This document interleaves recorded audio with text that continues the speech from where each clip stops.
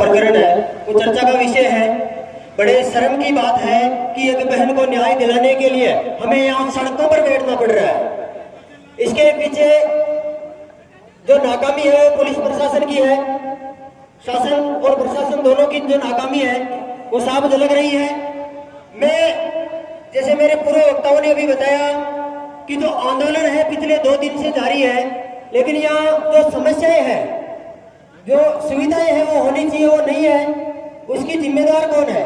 मान लो किसी व्यक्ति की कोई विशेष परेशानी हो जाए तो वो कहाँ जाएगा? उसकी मान लो कोई की बीपी हाई हो गई या कोई तकनीकी समस्या हो गई तो उसका इलाज कहाँ होगा? उसके लिए जिम्मेदार कौन होगा?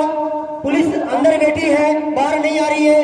कम से कम पुख्ता जाब्ता होना चाहिए, यहाँ दोनों तरफ पुलिस होनी चाहिए, लेकिन नहीं है। अंदर बैठे हैं, बैठे बैठे नींद ले रहे हैं और जो भी बोल रहे हैं उसको सुन रहे हैं। न कोई परवाह है इनको। परवाह होती तो ये आंदोलन नहीं करना पड़ता, हमें जरूरत ही नहीं पड़ती, लेकिन गूंगे बहरे बैठे हैं, कोई मतलब नहीं है इनको। इसी तरह अगर ये आंदोलन चलता रहा तो ये जो वर्दी आपने पहन रखी है ये जल्दी उतरने वाली है। कान खोलकर सुन लेना, क्योंकि ये जो जुल्म की रात ढलने वाली है, जनता की ताकत सड़कों पर मचलने वाली है और नहीं बहने देंगे इन बहनों के आंसू, क्योंकि ये जो आपकी जो दादागिरी है वो जल्द ही खत्म होने वाली है। कान खोलकर सुन लेना, ये जो युवा है ये युवा रुकने वाला नहीं है, झुकने वाला नहीं है।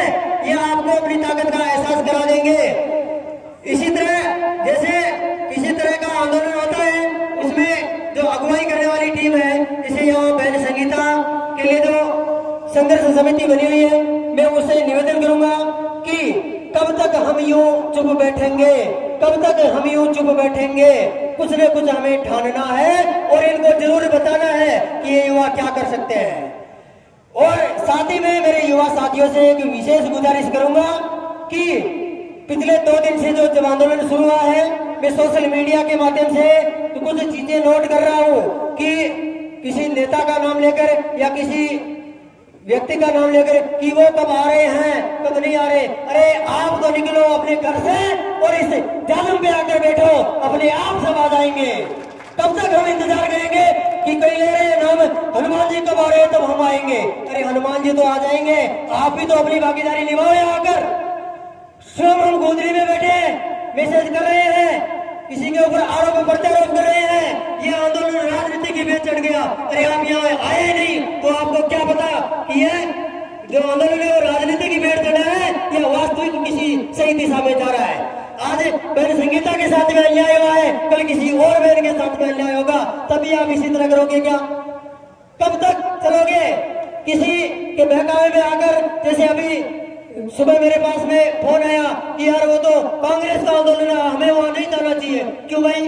या कांग्रेस का आंदोलन है क्या? ये संगीता ये बहन आपकी बहन नहीं है, मेरी बहन नहीं है, किसकी बहन नहीं है? इसके साथ में जो अन्याय हुआ है उसके लिए कौन जिम्मेदार है? उस जिम्मेदार को कठोर से कठोर सजा मिलनी चाहिए, यही हमारी मांग है। और हमें कोई राजनीति नहीं करनी। हमें क्यों नहीं कहेंगे?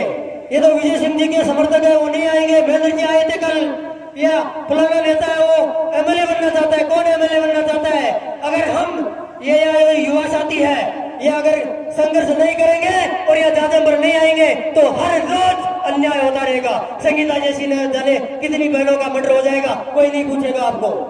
इसलिए अफवाहों पर ध्यान नहीं देना है और ज्यादा से ज्यादा संख्या में यहाँ पधार कर इस आंदोलन को गति देनी है और जल्दी से जल्दी रूपरेखा तैयार की जाए और उसको अमल तक पहुंचाया जाए। जय हिंद, जय भारत।